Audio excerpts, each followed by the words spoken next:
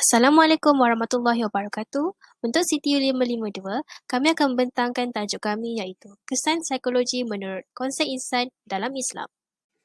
Sebelum itu, ini adalah ahli kumpulan kami.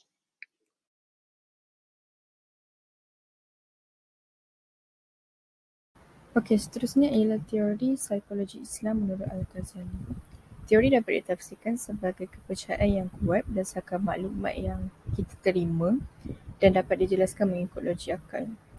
Okey, macam psikologi Islam ni dia berasaskan Al-Quran dan Sunnah dan juga mengikut teori Al-Ghazali.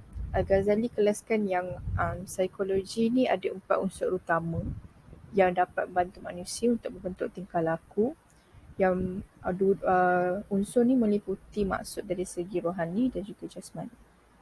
Okey, 4 unsur yang dimaksudkan adalah yang pertama al-qalb, yang kedua al-ruh, yang ketiga al-aql dan yang keempat adalah an-nafs. Okey, untuk yang pertama al-qalb, dari segi jasmani bermaksud seketul daging seperti jantung pisang, iaitu jantung sendirilah yang terletak di bahagian belah kanan dekat dada manusia. Okey, dari segi rohani pula, al-qalb bermaksud hakikat manusia yang sebenar yang tidak boleh dilihat dengan menggunakan mata kasar, which is aura rohani itu sendiri. Okey, seterusnya untuk al-ruh. Dari segi jasmani bermaksud roh jasmani yang halus dan tidak dapat dilihat yang datang daripada hati jasmani, iaitu jantung. Okey, dari segi jasmani, al-ruh ni bermaksud macam mana peniupan ruh tu melalui jantung ke salur darah dan juga ke bahagian-bahagian anggota lain dalam badan manusia. Untuk rohani pula membawa maksud halus seperti bagaimana yang diceritakan dalam kejadian peniupan ruh dalam surah Al-Hijr ayat 29. Okey, yang ketiga al-qalb iaitu membawa maksud jasmani manusia yang menerangkan tentang sifat ilmu yang berada di dalam akal dan juga hati manusia. Dari segi rohani pula, akal ni dia tidak nampak tapi kita boleh tahu bila manusia berfikir dan juga mentaliti manusia itu sendiri.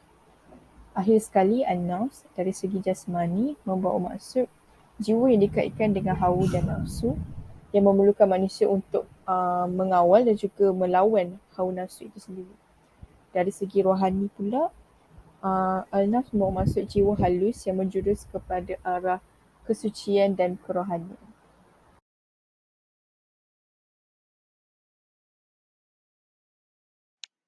Objektif kajian yang pertama adalah untuk menjelaskan dan merungkai makna ilmu psikologi serta konsep dalam insan dengan lebih tepat. Yang kedua, memahami dengan lebih jelas tentang peranan sebagai hamba Allah.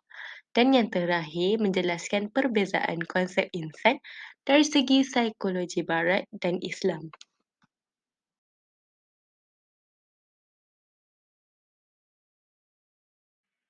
Seterusnya, artikel daripada Kamarul Azmi Jasmin 2016 iaitu Pembangunan Insan daripada Perspektif Islam. Seterusnya, persoalan kajian. Kajian dilakukan adalah untuk mengetahui pembangunan insan daripada perspektif Islam dan pembangunan insan daripada falsafah lain. Metodologi. Hasil kajian ini diambil daripada kata-kata dan idea tokoh-tokoh terkenal tentang pembangunan insan daripada perspektif Islam. Antaranya adalah Imam Al-Nawawi dan Al-Ghazali. Terdapat juga tokoh yang lain seperti Al-Qadrawi dan juga Tengku Azman Sharifuddin. Hasil kajian, pembangunan insan tanpa berlandaskan konsep Islam tidak sesuai diamalkan kerana melebihkan aspek kerohanian yang mementingkan agama dari segalanya. Kerohanian adalah aspek yang patut dilebihkan dari aspek-aspek yang lain. Kemajuan insan yang dibangunkan tanpa pembangunan rohani dari pandangan Islam tidak dianggap sebagai sebenar-benarnya pembangunan insan. Ringkasan hasil kajian, konsep insan menurut Islam adalah konsep yang patut dijadikan sebagai panduan kerana ia merangkumi keseluruhan aspek berbanding konsep insan menurut Barat. Kemajuan insan yang dibangunkan tanpa pembangunan rohani tidak dianggap sebagai sebenar pembangunan insan.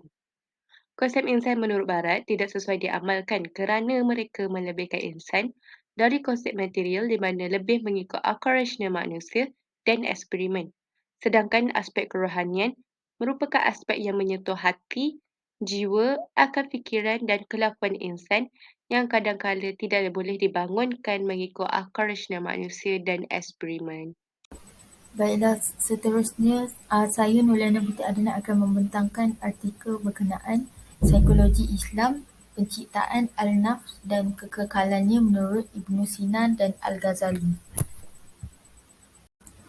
Baiklah, untuk persoalan kajian ini, artikel ini mengupas tentang penciptaan jiwa dan kekekalannya yang daripada Ibn Sina dan juga Al-Ghazali. Manakala metodologi untuk artikel ini ialah hasil kajian diambil daripada karya-karya tokoh psikologi Islam iaitu Ibn Sina dan Al-Ghazali sendiri.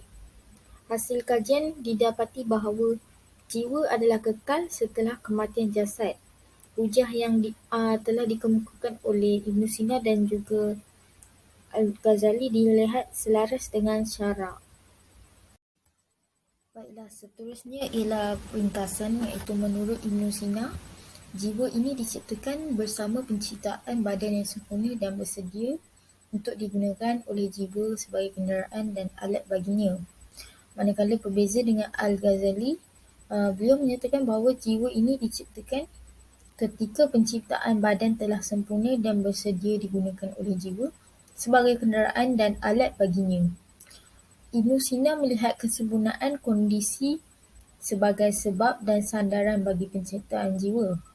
Ianya berbeza dengan Al-Ghazali yang dilihat menjulang hujah nakli dengan mengatakan bahawa jiwa adalah baru secara hakiki dan bersifat baru yang tergantung kepada kekuasaan dan juga kehendak Allah untuk menciptanya. Daripada itu kita dapat lihat bahawa pandangan Al-Ghazali dilihat lebih tepat dengan realiti hari ini, di mana meskipun kebanyakan individu yang dilahirkan di dunia ini adalah sempurna tubuh badannya, tetapi terdapat juga individu yang dilahirkan dalam keadaan kurang sempurna fizikalnya, dan ini membuktikan bahawa ciptaan berdasarkan kehendak Allah adalah kepada kehendak Allah SWT dan bukannya berdasarkan kesempurnaan kondisi al-nutfah. Seterusnya merupakan kajian lepas yang ditulis oleh Nur Salihah Saleh yang bertajuk Konsep Kecerdasan Emosi dalam Islam. Seterusnya persoalan kajian, tujuan penulis menulis artikel ini untuk menerangkan tentang konsep kecerdasan emosi dalam Islam. Terdapat juga dua pandangan tentang kecerdasan emosi seperti kebahagiaan dari perspektif Barat dan Islam. Di dalam tulisan ini juga ada tentang bagaimana seseorang telah didedahkan dengan pelbagai jenis tekanan yang menyebabkan kehidupan mereka tidak teratur dan hati yang tidak tenteram. Seterusnya adalah metodologi. Rujukan dibuat daripada kajian lepas dan kitab tokoh-tokoh Islam seperti Al-Ghazali, Ibn Khaldun, Ibn Qayyim, Ibn Taymiyah, Al-Kindi dan Ibn Sina. Hasil kajian pula, penyelidikan tentang model kecerdasan emosi Islam mencadangkan untuk menggabungkan unsur tauhid dan ubudiyah Allah SWT. Tauhid adalah isi utama yang menentukan garis panduan kecerdasan emosi dalam Islam, manakala ubudiyah ialah ibadah di mana ia mengkhususkan umat Islam hendaklah mengabdikan Allah SWT. Seterusnya untuk ringkasan, penjagaan emosi yang bagus amat penting kepada tubuh badan, hati dan jiwa yang tenang dapat memberi kesan yang positif terhadap kehidupan yang lebih bahagia. Antara 4 rasa seseorang itu boleh bahagia ialah yang pertama dengan mengenal diri sendiri, yang kedua mengenal Allah SWT, yang ketiga mengenal alam dunia dan yang terakhir mengenal alam akhirat. Mari kita lihat ada yang pertama mengenal diri sendiri. Ianya mudah untuk seseorang mengawal diri dari melakukan perkara yang tidak baik kerana dirinya tidak akan dibiarkan untuk melakukan perkara yang memusnahkan dirinya. Yang kedua, mengenal Allah SWT. Hubungan di antara Tuhan dan hambanya akan lebih rapat apabila hambanya ikhlas menerima segala ketentuan urusan hidupnya dan takdirnya kepada Sang Pencipta. Seorang insan akan berasa ketenangan hati apabila dirinya mula dekat dengan Tuhannya. Yang seterusnya mengenal alam dunia. Meletakkan dunia sebagai tempat yang penuh dengan ujian dan akhirat tempat yang kekal abadi adalah cara yang paling tepat untuk melindungi segala ketentuan dari Ilahi. Secara tidak langsung, sebagai seorang hamba dapat bersabar dan memberi ketenangan kepada hati semasa sedang melanda kesusahan atau kekeliruan. Dan yang terakhir, mengenal alam akhirat. Sebagai hamba, kita perlu memahami alam akhirat sebagai perjalanan akhir seorang hamba dan hari pembalasan yang baik dan buruk yang pernah dilakukan oleh manusia semasa di dunia. Bagi hamba yang taat dan patuh dengan suruhan Allah, akan dapat ganjaran daripada Allah. Sebaliknya, mereka yang mengingkari suruhan akan berada di neraka.